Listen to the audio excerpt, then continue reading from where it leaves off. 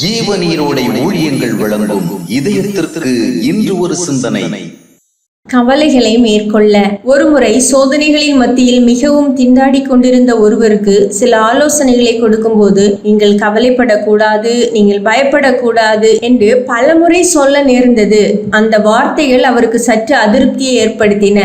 Brother, நான் ஆசைப்பட்டா பயப்படுகிறேன், கவலையும் பயமும் என்னை மீறி வந்து துன்புறுத்துகிறது என்று கசந்த உணர்வோடு கூறினார். அவர் சொன்னது சரிதான். கவலைகளும் பயங்களும் கசப்பு உணர்வுகளும் நம்முடைய தன்னார்வத்தின் விளைவுகள் அல்ல. நம்மை எதிர்மாறான சூழ்நிலைகள் பாதிக்கும் போதும், எதிர்மறையான சிந்தனைகள் நமக்குள் தோன்றும் போதும் நாம் விரும்பாமலே கவலைகளும் பயங்களும் நம்மை பலவீனப்படுத்துகின்றன. இவைகளெல்லாம் காற்றுகள் போன்றவை. இவைகளை மேற்கொள்ள தீர்மானங்கள் மட்டும் போதாது, மனதின் தீர்மானங்கள் அவைகளை எதிர்த்து நிற்க முடியாது.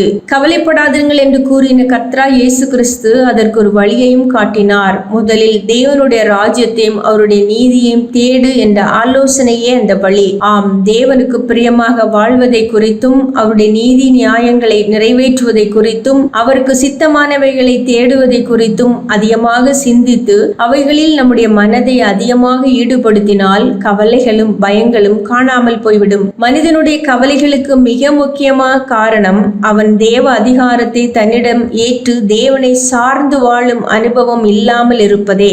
தன்னையே தனக்கு அதிகாரியாகவும் ஆட்சியாளராகவும் வைத்துக் கொள்ளும் போது அங்கே எல்லாவற்றையும் தனித்து சந்திக்கும் நிலை ஏற்பட்டு கவலைகளுக்கு ஏராளம் வாய்ப்புகள் உருவாகி விடுகிறது. தேவனுக்கு தன்னை ஒப்புவித்து தேவ ஆளுகையை ஏற்றுக்கொண்டு வாழ விரும்புகின்ற மனிதனை தேவன் தம்முடைய நல்ல பாதைகளில் நடத்தும் போது கவலைகள் பல வராமலே போகிறது. கர்த்தருக்குரிய காரியங்களோடு நம்மை அதிகமாக பிணைத்துக் கொள்ளும் போது தேவ பிரசன்னம் நம்மை மூடிக்கொள்ளுகின்றது. நாம் தனிமையில் இருப்பது போன்ற உணர்வுகள் பறந்து போகின்றன. கர்த்தர் நம்மோடு இருக்கிறார் என்ற நிச்சய உணர்வும் விசுவாசமும் அரணாக நின்று கவலை பயம் ஆகிய பெருங்காற்றுகளை இதயத்திற்குள் நுழைய விடாமல் தடுக்கின்றன.